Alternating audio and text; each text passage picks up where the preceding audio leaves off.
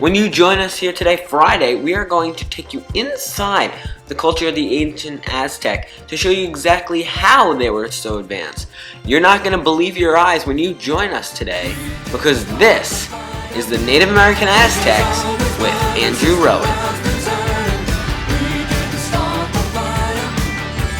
Hello and welcome to the Native American Aztecs. The Aztecs were a Native American tribe that lived from 1428 to 1521 in primarily what is now Mexico City. As we take a look here at our map, the yellow is what is primarily was Aztec land.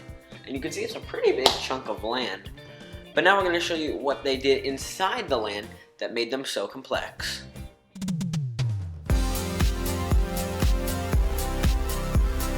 The Aztecs used two very different calendars at the same time, the Shu-Poali calendar and the Tonal calendar.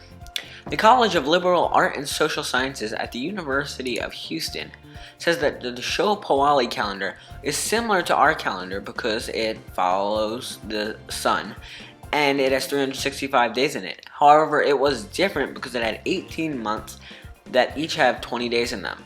There are 5 days that don't belong to a month, and these days are counted as unlucky, so people don't plant on those days because they might have a bad harvest. It's similar to our Friday the 13th. The Tonal calendar is the spiritual calendar, and since the Aztec believed in many gods, they wanted to divide up the power among all the gods, so that the gods would not get angry, go to war, and destroy the universe. So this calendar has 20 months that were called trenas, and have a short 13 days in each month. Each month was ruled by a different god, and in the end it kept all the gods happy. And right now you're looking at some footage taken by YouTube user RVR2 of a replica of an Aztec calendar.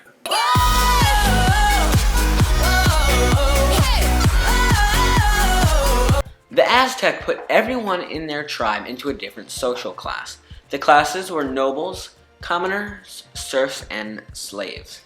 The nobles were primarily in charge of running the tribal government, and they were government officials, military leaders, priests of high level, and lords.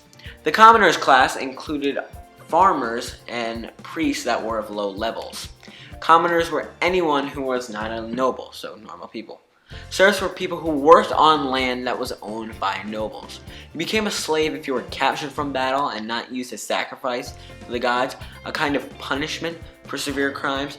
Failure to pay tribute, which would mean you had to bring bread to the leaders of the tribe. An individual could voluntarily sell him or his children to slavery to pay back debt.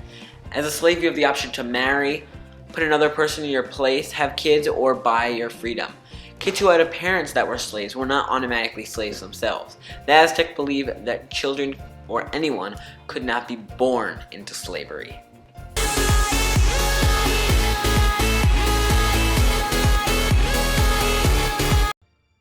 The Aztec pyramids are so amazing because they are made entirely from manpower. The most famous pyramid in Latin America is the Pyramid of the Sun, made by the Aztecs.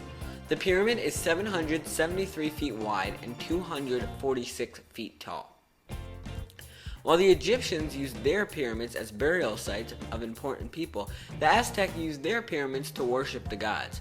The Pyramid of the Sun is still standing today, and you can go into Mexico and walk up the stairs and go inside the pyramid as well. And right now you're seeing some footage taken firsthand from tourists who actually went inside the pyramid.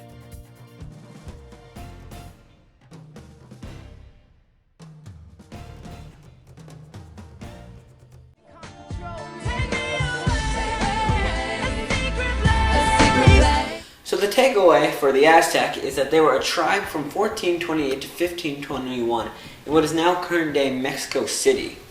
And with the calendars, the Shu-Poali calendars follows the sun and has 365 days.